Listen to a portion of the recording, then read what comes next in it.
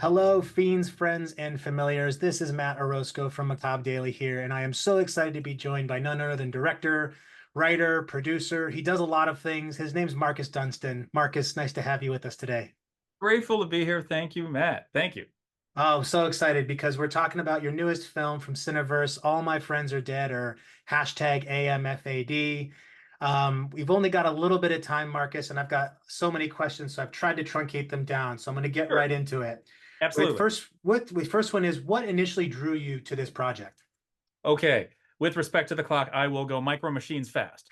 Kevin Goyer was the original director. Kevin, then the production timeline on Saw 10 came up. There was a vacancy as this production was coming together. He gratefully threw my name into the hat for consideration. After reading Josh Sims and Jessica Sarah Flom's screenplay, I thought, oh boy, I'm eavesdropping on people I can recognize. Oh man, this has a twist that's really cool. Oh no, it's got a heart. Oh man, it's a murder mystery that really clicks. I'm terrified. I want to do this. Please let me give it a shot. And Roundtable, John Baldecchi, Sarah Donnelly agreed. Cineverse, Brad Miska, and Yolanda Macias protected this every step of the way, even when we had a very tight schedule, shot for 12 days in Vancouver, 1 day back here. Well, we needed more, wanted more. Could have turned in what that was, but it wouldn't have been what it became. What it became deserved this wonderful opportunity we've got right now because of a great cast, because of people who just kept giving and wearing more hats to produce, to create. And so I was able to throw in my salary, Yolanda Macias and Miska, they matched it at Cineverse, and we were able to get another 5 days. And that's the movie that premiered in Tribeca. That's the movie that sold out 3 nights in a row. That's the movie we get to talk about today, spearheaded by a cast that is diabolically wonderful, layered, capable of comedy, drama, thriller, and the horror engine. And that's Cardi Wong, Justin Derrickson, that's Jennifer Enns, that's Julian Haig, Jack Dope Smith, that is Ellie Fumiko Whitney, that's Michaela Russell, Peter Giles, and it all leads up to our North Star, our galvanizing rod, Jade Pettijohn. Jade Pettijohn, who's got 10 years of experience and is only in her early 20s. And it's also, this movie is going to have a bit of a clickbait to it because of Jojo Siwa. Jojo Yeah. Siwa, who's out there in every medium, every direction of the compass, sing, dance, perform, change appearance, new appearance, old appearance, whatnot. Well, it's preserving a surprise that we have for the world. This is a marvelous actor, capable of protecting and carrying a heart, which is critical, mission critical to our horror movie. Yes, we've got NC-17 level, whoa, but it's all in service of revealing a wicked heart at its center, thanks to JoJo and her essay of the role, Colette. Thanks to Jade and her really just a marvelous lead, portraying somebody who's an outsider to this group of friends who are frenemies, who are suspects, who are maybe something more. And they see her as some sort of nutrition to keep their kind of twisted relationships going. She's like, I ain't food, I got teeth, man. Love it. Grateful to be a part of this. Marcus, that was one of the best answers I ever got to that question. But I think you've called out some really important things, which is one that, all my friends are dead. On the face of it, looks as if it's one thing, but I think a lot of viewers will be surprised to see how it kind of plays with what we expect and also really delivers, as you said, a really heartfelt story that I think a lot of people in a very social media heavy age will resonate with because of how vapid and almost narcissistic we've become but through our anonymity online. So I know you've had your previous genre work, with the Collector series, with Saw, with Feast. I mean, you name it. You've been involved with a lot of the modern horror greats. So I'm wondering, as you were speaking with Josh and Jessica about the script and John, how much of what showed up on screen was already on the page, and how much of it was things that you said, "Hey, I think I know what you're trying to go for here. Let me, what about this or how about that?" How much of that did you influence? My biggest contribution, I would say, was taking the last five pages where this marvel of a twist happened and moved it up to the midpoint of the movie. And therefore, it was entirely original acreage that I hadn't been a part of yet. Like that type of narrative, pushing the expectations, burying all the tropes, slicing, dicing, and getting through to reveal what had emerged, that critical heart, that and more twists to come. And so if we had one, we've got four twists that you won't see coming. There's this thing has more twists than a stick of licorice.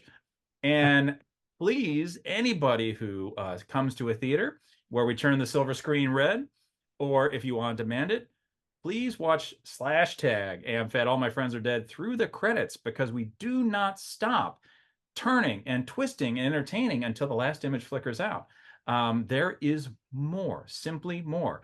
And anymore, like there is that algorithm that'll take what you're watching and shrink it to a window as soon as like a column of names comes up.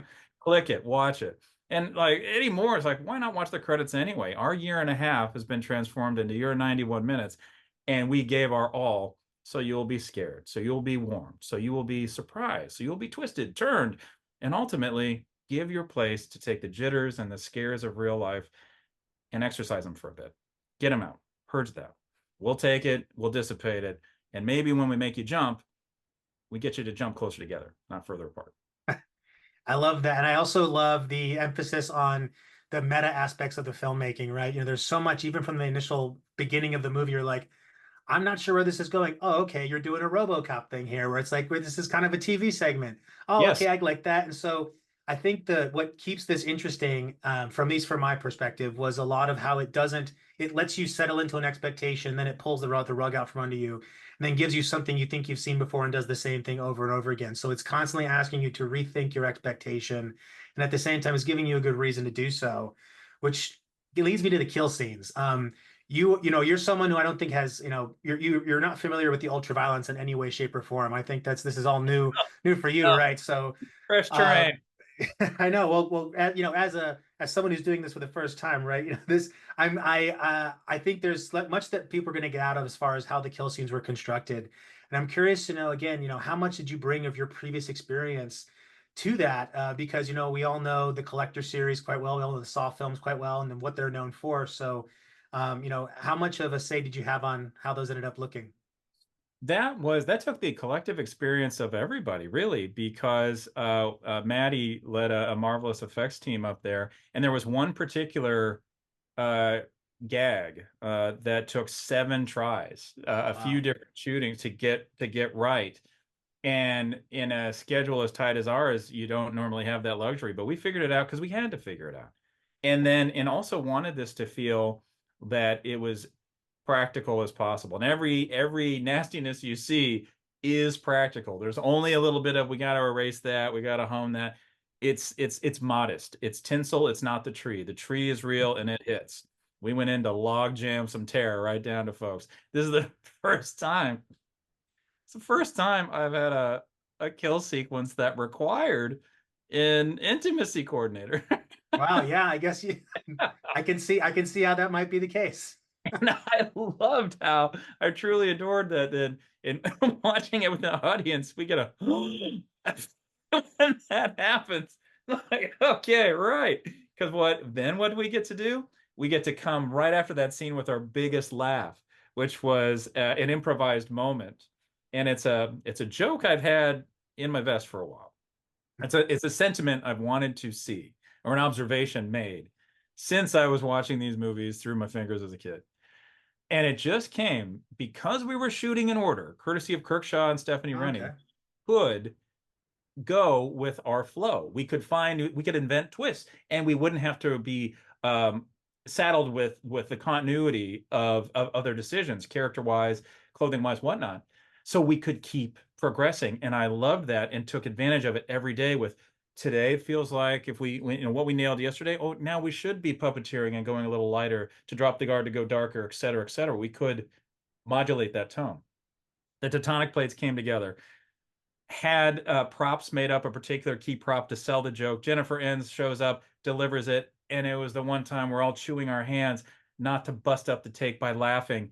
Then Tribeca in New York. Like, I don't know how this will be received. None of us do. We show up to see our shared little baby that we made have its first recital, and it's this sold out crowd, and that joke happens, and all the silhouettes, because I was standing in the back of the theater like the usher I used to be in high school, riding the volume for the next jump. Ah, yes, they all laughed and jumped in unison, and then bam, that dropped the guard for the next kill to come in and go like, whoa, love that. So that's heart paddles for me. Oh, I mean, I'm envisioning in my head exactly the scenes you're talking about because I just watched it last night. Um, and I think for with the last little bit of time I have left, I love to ask this question of everyone, which is if you're programming a double feature and All My Friends Are Dead is one of those movies, what's the other movie you'd like to put alongside it for folks? Thank you for that question. I think that's a great question because I used to work in theaters. Was a projectionist, was worked at Blockbuster. I still have my doggone name tag right here and never want to be far from what kind of made us through. So, okay, we would watch 3 movies a night at our peak torque with my fam. So All My Friends Are Dead, I think is it either has to be the closer or the one in the middle. Because if you start with something that fires stimulus like this, and this really is made for people who live their life like they're speeding down the freeway and are just taking in billboard bites of entertainment, we want to punch and be that sugar rush to the brain. So by the time you're getting into that late, it's almost like as the body fatigues, but the mind opens up, we want to be there to satiate. So I would love it if this was paired with something like, ooh, gosh. You know what? How about I go to the antiverse? Let's say you just watched Hoosiers. And it's a story of it's youth. We're going for it. We can win. And then you see like a time machine what people have done with their face wherever they are. If they are impoverished, they feel impoverished. If they are impoverished, but they're selling themselves as an affluent, sponsorific person. If we see what became of that, I think that would be a trip. I think it would also be neat, like, okay, so one of the influences really kind of has to come from the coming of age bubblegum world. So I would want to say like, Wayne's World. But what do I think this movie is like? I would say I'd want to pair it adrenaline wise when it really gets into it is the remake, not even the original of the Crazies.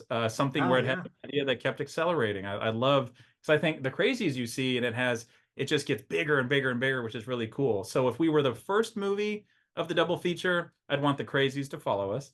If we were the second movie, I'd almost want something that really drops your guard but gets you to think and put you in a place of that coming of age. Because then the doorway's open, the guard is down, and wha-bam, here we come. I love that thought process because I was thinking to myself, I try and answer my own questions too. And I'm thinking, wouldn't it be great to see Can't Hardly Wait right before you go see this? Because they both kind of capture that fun spirited people in high school talking shit about each other, but it's Yep. all somewhat harmless. But I think this would be the next, to your point, the evolution of how we teen comedies have evolved into now being more nefarious, narcissistic, and also a little bit more fun along the way. You Uh, know what? I wish I could edit your answer into mine. Like, Can't Hardly Wait is the 100%. I think Hoosiers is the 35%. But the intent being like, yeah, that's the perfect kind of mindset programming, for it. For like, drop that guard, put him in that place. So hey, thanks for that. I please edit me out. Put yours in. no, no, listen, all thoughts are valid at this point. And before we end things up, I just want to ask again, or not again, rather, but we've been seeing a lot of rumors that the third collector film may be happening, maybe not. If you're able to share anything about what you're working on, if it's that, or Uh-huh. if there's something else, I know Oh, people would I'm love to able to hear. share. I'm finally able to share. It has been 5 years. And Todd Lundbaum, bless this man's heart, got into the ring, untangled it. The collector is free. The collector is free. We get to come back. We get to make more collector. Thank goodness. Thank you, Todd. Coming back like a burning freight train for your mind. The terror show is about to begin. Thank you. Well, Marcus, I can say without a doubt that that's going to make a lot of people happy, myself included, to hear. Same And here. I think a good precursor to the next collector film would absolutely be All My Friends Are Dead because it does set up a lot of really great Oh, opportunities to see how you as a filmmaker have evolved, but also the ways in which we can demonstrate amazing levels of fun and violence on screen. So for all those still curious, please make it out to your theaters. This will be playing in select theaters on August 2nd. You can also get it on premium VOD, so you have no excuse to not watch this movie. And thanks to Cineverse for setting this up. And also, Marcus, thank you again to yourself for being such a gracious interviewee during this time together. Matt, thank you. Thank you very much. Thank you for this critical moment of light. Please come see us on August 2nd. Every silver screen goes red with slash tag AMFAD. All my friends are dead. Thank you. Thank you, Marcus. I love it. Thank you. Have a great day.